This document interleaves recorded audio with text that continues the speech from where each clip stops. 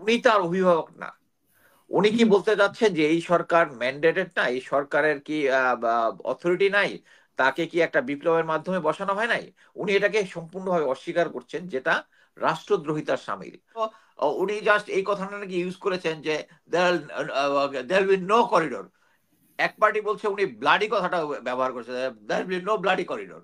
But কথা হচ্ছে, এই করিডোর দেওয়ার ক্ষমতা তো উনার নাই, বা না করার তো উনার নাই, এটা তো গভর্নমেন্ট ডিসিশন নিবে। এনএসআই দিয়ে কিন্তু ওই যে সমস্ত অফিসার গুলো আছে যারা অনৈতিক কাজে, এদের এদের দিয়ে একটা গন্ডগোল পাকাই দিছে, এবং হাসান নাসির স্যার আর হাসিন স্যারের সাথে একটা গন্ডগোল পাকাইছে, যাতে এই এই জিনিসটার মধ্যে একটা ফাটল সৃষ্টি হয়। খটকা লেগেছে যে এখানে সেনাপ্রধানের যে বডি ল্যাঙ্গুয়েজ এবং বক্তব্যগুলো ছিল, এরকম হওয়ার কথা না। তো আমার কাছে মনে হচ্ছিল যে এই তথ্যটা ভেরিফাই করা দরকার, এবং আমি অ্যাটলিস্ট 6টা সোর্স থেকে বিভিন্নভাবে কনফার্ম করেছি, দেখি যে না, একই বক্তব্য। আমার কাছে যেটা মনে হয়েছে যে আহ, সেনা প্রধান অ্যাকচুয়ালি, আমি আগে আপনার এই শোতে অনেকবার বলেছি যে উনি এখন একটু ব্যাক ফুটিং এ আছেন, কারণ উনার অ্যাকচুয়ালি একমাত্র সেনাবাহিনীটা হচ্ছে তার পাওয়ার। এই পাওয়ার নিয়েই উনি আম, প্রশাসনে এবং গভর্নমেন্টের মধ্যে একটা ইম্প্যাক্ট রাখতে চেয়েছেন, এবং এই ইম্প্যাক্ট রাখতে চাওয়ার পিছনে যে উনি একটা বড় স্টেক হোল্ডার, এটার জন্য মানে ভারত তাকে প্রচন্ড ভাবে সহায়তা করেছে, বিক্রম মিশ্র এসে তার সাথে দেখা করেছে, এবং বিভিন্ন ভাবে যে ভারতীয় মিডিয়া তাকে এমন একটা জায়গায় নিয়ে গেছে যে he is a big stake holder.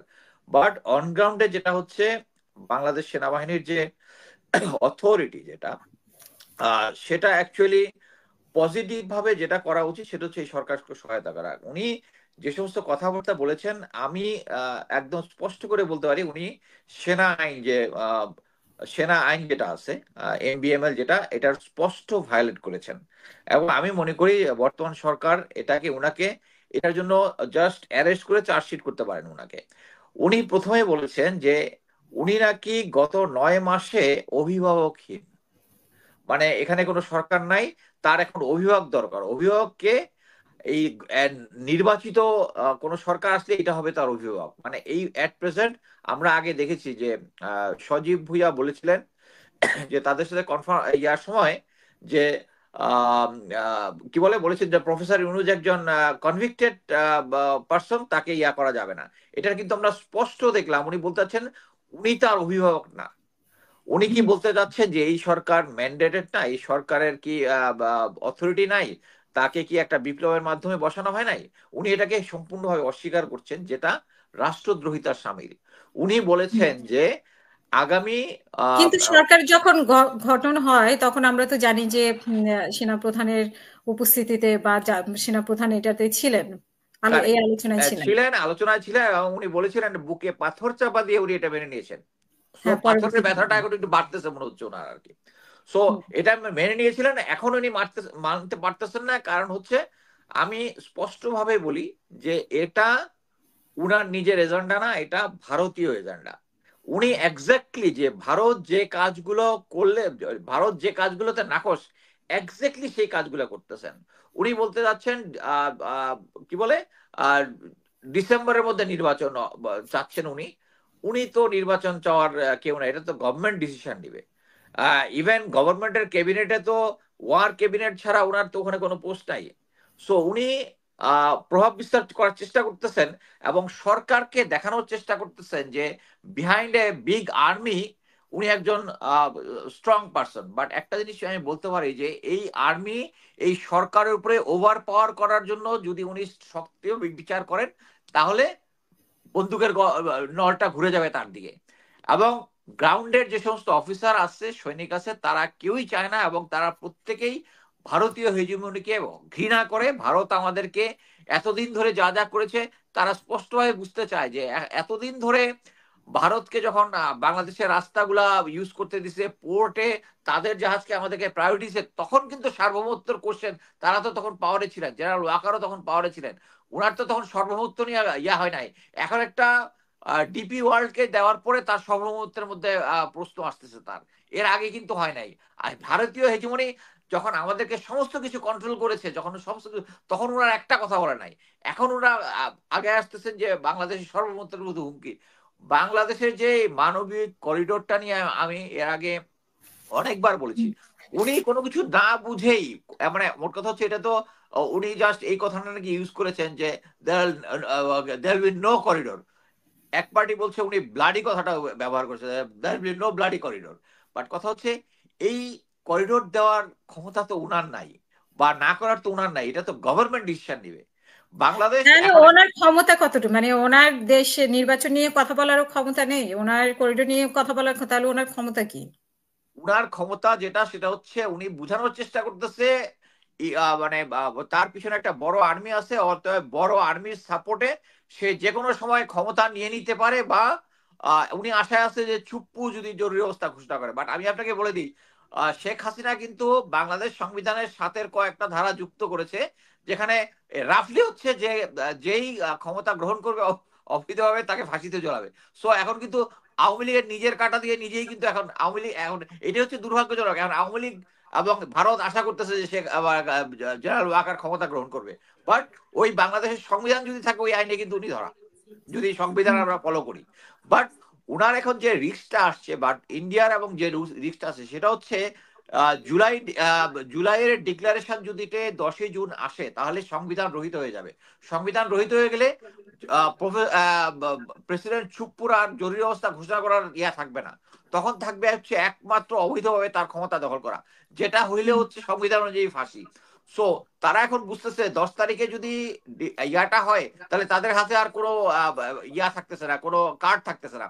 So এই জন্যই ইন্ডিয়ান মিডিয়াগুলা বারবার এটা নিয়ে প্রেসার ক্রিয়েট করতেছে, এবং মানে তাকে প্রেসার ক্রিয়েট করতেছে, এবং সে বোঝানোর চেষ্টা করছে সে অ্যাকচুয়ালি গভর্নমেন্টকে, প্রফেসর ইউনূস সরকারকে একটা থ্রেট দেওয়ার চেষ্টা করতেছে যে আমার পিছনে আর্মি আছে। বাট আমি একটা স্পষ্টভাবে বলি, এই সরকারের আর্মিকে ভয় পাওয়ার কোনো কিছু নাই। আর্মি মানে he will not, army will not take power. আমি একবার লিখিত দিলাম, army will not take power. যদি নিতে যায়, এই বোকামিটা যদি করে, তাহলে এটা মানে দেশের জনগণ এবং আমাদের সেনাবাহিনী এটা ফেরত দিয়ে দিবে।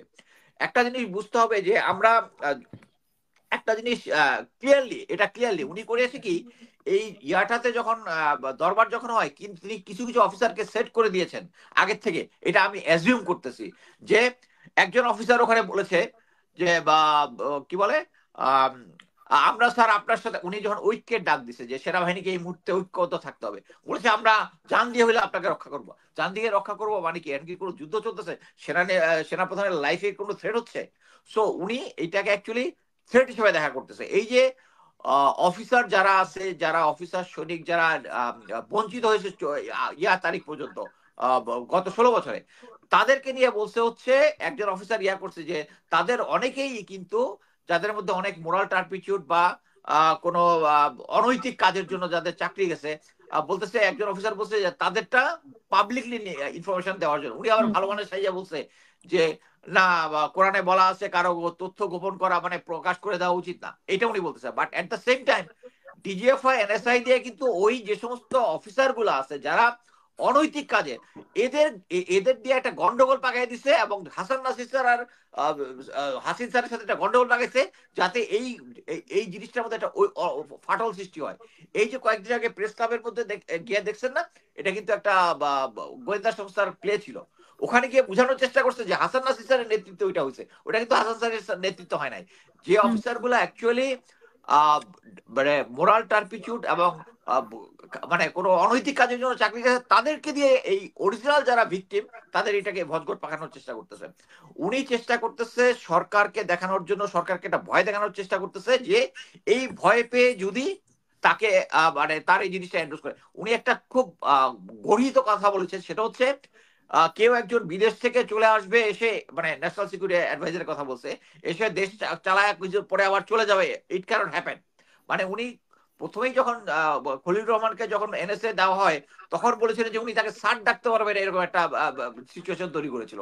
মানে উনি স্পষ্টতই এই সরকারের বিরুদ্ধে একটা যুদ্ধ ঘোষণা টাইপ করতেছে, এবং উনি ওখানে বলেছে যে সরকার নাকি তাকে জিজ্ঞেস করছে যে মানে 20 তারিখের পরে উনি কোনো তার কোনো মিটিং করেছেন কিনা। উনি বলেছে যে, উনি নাকি বলেছে যে আমি সেনাপ্রধান হিসেবে যে কোনো সময় মিটিং ডাকতে পারি। মোট কথা হচ্ছে হুম। আর্মিকেও বুঝিয়ে দিচ্ছে যে সরকারের সাথে তার গুড টার্মস নাই। অ্যাকচুয়ালি সরকারের সাথে গুড টার্মস না থাকার কোনো কারণ নাই। এবং আমরা স্পষ্ট যে কটা দেখতেছি, উনি করিডোরের বিরুদ্ধে যাচ্ছেন। যে জিনিসগুলা জাস্ট ইন্ডিয়া চাচ্ছে না, জাস্ট ওই জিনিসগুলাই উনি করার চেষ্টা করতেছেন। এটাতে বোঝা যাচ্ছে যে উনি পুরা ইন্ডিয়ার প্রেসক্রিপশন অনুযায়ী। এর আগে উনি চেয়েছিলেন, আমরা সবাই জানি যে প্রফেসর ইউনূসের কাছে উনি গিয়ে রিকোয়েস্ট করেছেন যাতে আওয়ামী লীগকে নিষিদ্ধ না করা হয়। সো এখন উনি চাচ্ছেন একটা পলিটিক্যাল গভর্নমেন্ট। পলিটিক্যাল গভর্নমেন্ট হইলেই যে এই প্রফেসর ইউনূসের সরকার যে কাজগুলা করতেছে, যে উন্নয়নমূলক কাজগুলা করছে, এবং উনি আবার একটা জিনিস বলতেছেন, একটা মোস্ট ইম্পর্টেন্ট জিনিস, ইউএন যে 5ই আগস্টের সময় যে মানে গণহত্যা হয়েছে এটার যে রিপোর্টটা দিয়েছে, উনি বলেছে এটা নাকি ফেক নিউজ, এটা নাকি ফেক, এটা এরকম কোনো কিছু হয় নাই। এবং সেনাবাহিনী এখানে সম্পৃক্ত করা হয় না। আরে ভাই, সেনাবাহিনী নিজেই তো এই গুমগুনের সাথে জড়িত ছিল, তাদেরকে কেন কথাবার্তা বলবে? এবং পরবর্তীতে এটা করেছিল।